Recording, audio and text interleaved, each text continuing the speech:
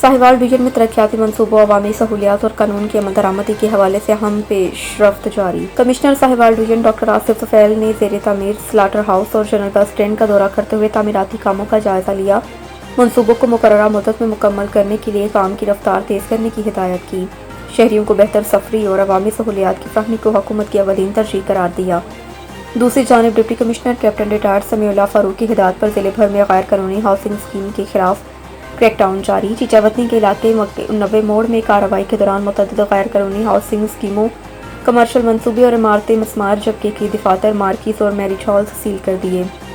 उधर director development and finance Shafiq Ahmed Dogar ने कहा कि अहमद पार्क में जारी तरक्याती मंसूबों का मुआयना करते हुए टफ टाइल के काम को मयार और टाइमलाइन के मुताबिक मुकम्मल करने की हिदायत की। अलावा अजी additional commissioner coordination doctor Saifullah Bhatti ने board of intermediate and secondary education Sahiwal का दौरा किया। तलबा को बरवक्त और मौसर सहूलियात की फराहमी यकीनी बनाने की हिदायत जारी की। इंतजामिया का कहना है कि अवामी खिदमत, शफाफियत और मयारी तरक्की याती कामों का सिलसिला जारी रखा जाएगा।